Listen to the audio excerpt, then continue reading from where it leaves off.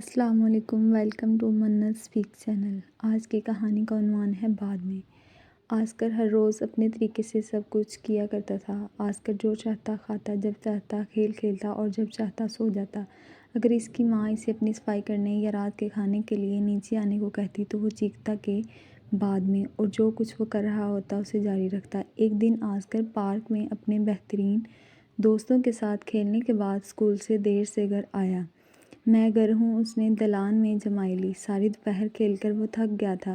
Hello honey, Oscar کی ماں نے واپس جواب دیا۔ آسکر اگلا کام کرنے چلا گیا جو کہ اس کی روزانہ کی فہرست میں تھا۔ اس نے الماری سے کافی اسنیکس لیے اور پھر سورج غروب ہونے تک ویڈیو گیمز کھیلتا رہا۔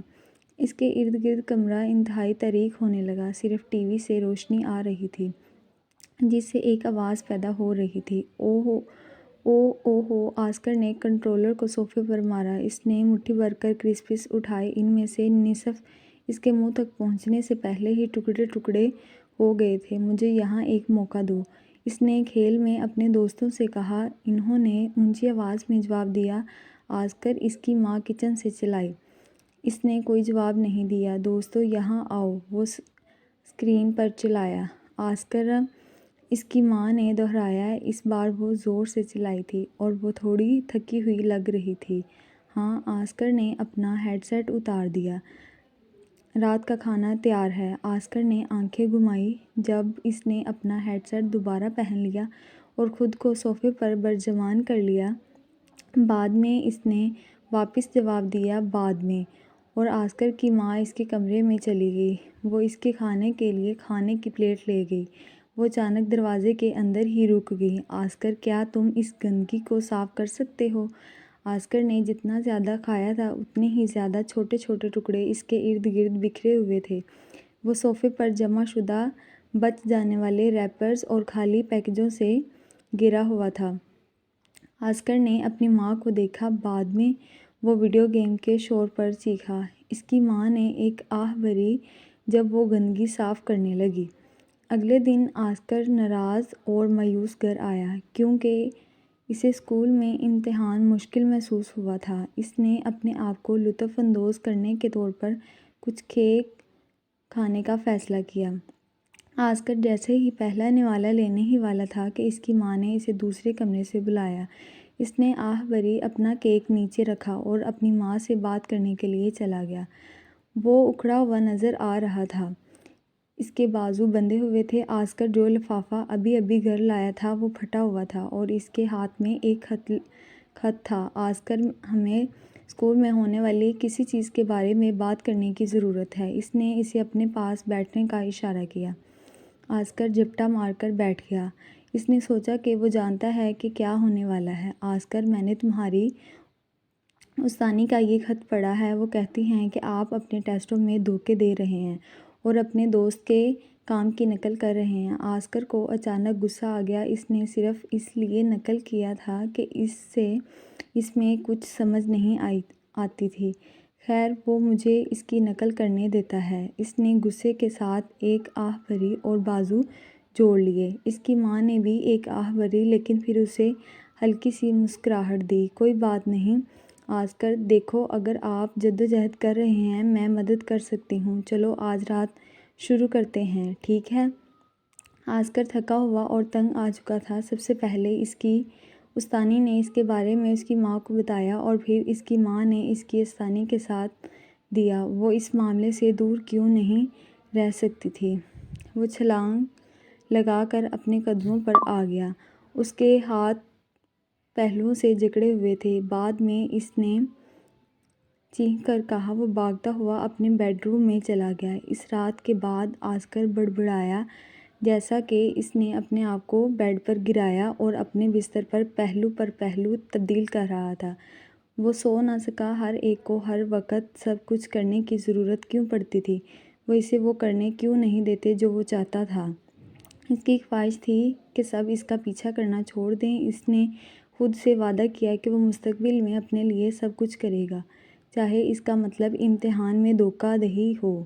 اس رات آسکر نے خواب دیکھا کہ وہ اپنا پسندیدہ اسنیکس کھاتے اور دن بھر اپنے بہترین دوستوں کے ساتھ پارک میں کھیلتا رہا۔ اگلی صبح آسکر گہری نیند سے چونک گیا۔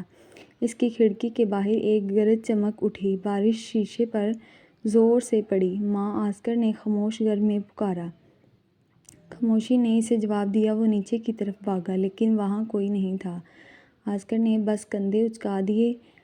کبھی کبھی اس کی ماں کو آخری لمحات میں کام پر بلایا جاتا تھا۔ وہ عام طور پر اسے بتانے کے لیے ایک نوٹ چھوڑ دیتی تھی کہ اس نے اس کا پسندیدہ ناشتہ بنایا ہے اور اسے لپیٹ کر کاؤنٹر پر رکھ دیا ہے۔ اس نے ہر طرف نظر دوڑائی لیکن کوئی نوٹ یا ناشتہ نظر نہیں آیا۔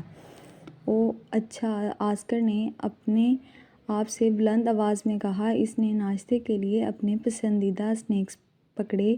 آسکر بدحواسی کے ساتھ اسکول چلا گیا، یہ یاد کرتے ہوئے کہ اس دن اسے ایک اور امتحان کا سامنا کرنا ہوگا۔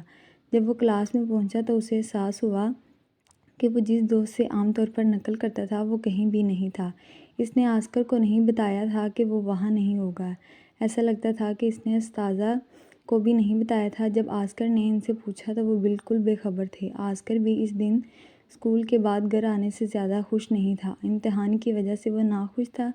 آسکر کو بارش سے نفرت تھی لیکن ایسا نہیں لگتا تھا کہ وہ رکنے والی ہے۔ بارش کا مطلب تھا کہ وہ باہر رہنے اور کھیلنے کے قابل نہیں تھا۔ لیکن جس دوست کے ساتھ وہ گھومنا چاہتا تھا وہ بھی غائب ہو گیا تھا، تو ویسے بھی اس کے ساتھ کھیلنے والا کوئی نہیں تھا۔ ٹھیک ہے، کم از کم میں اب گھر ہوں، اس نے سوچا، میں واپس آ گیا ہوں۔ اس نے خالی گھر میں اعلان کیا۔ اس کی ماں ابھی تک کہیں نہیں ملی تھی۔ آسکر کے چہرے سے مسکراہٹ غائب ہو گئی۔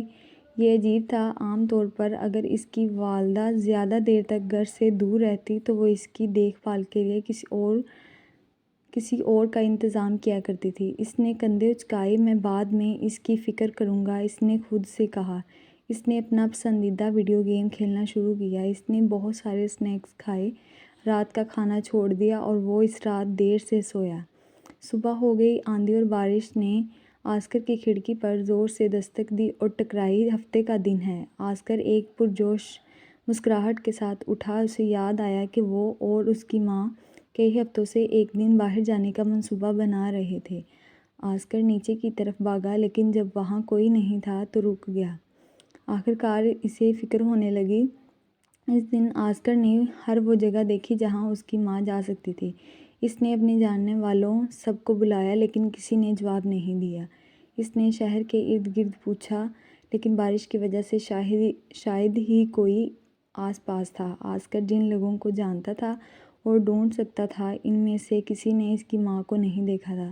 آسکر مایوسی محسوس کرتے ہوئے گھر واپس آیا۔ اس نے محسوس کیا کہ وہ رو رہا ہے۔ جب وہ باورچی خانے میں تمام گندگی کے نیچے کھانے کے لیے کچھ تلاش کر رہا تھا، گھر تباہی کا شکار تھا۔ آسکر کو اتنے کوڑے کے نیچے اپنے پسندیدہ کھلونے بھی نہیں مل سکے۔ آسکر اس رات سونے کے لیے بہت پریشان تھا۔ اس نے کھڑکی سے آسمان کی طرف دیکھا۔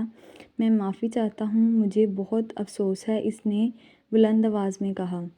میرا مطلب ہر اس شخص کے لیے نہیں تھا جو میری پرواہ کرتا ہے کہ وہ چلا جائے۔ میں ایک وقفہ چاہتا تھا لیکن اس طرح نہیں۔ میں چاہتا ہوں کہ سب کچھ معمول پر آ جائے۔ براہ کرم میرا یہ مطلب نہیں تھا کہ ایسا ہو۔ اگلی صبح آسکر کے سوئے ہوئے چہرے پر چمکتا ہوا سورج چمکا۔ وہ تازگی محسوس کرتے ہوئے اٹھا۔ وہ ایک لمحے کے لیے سب کچھ بھول گیا تھا۔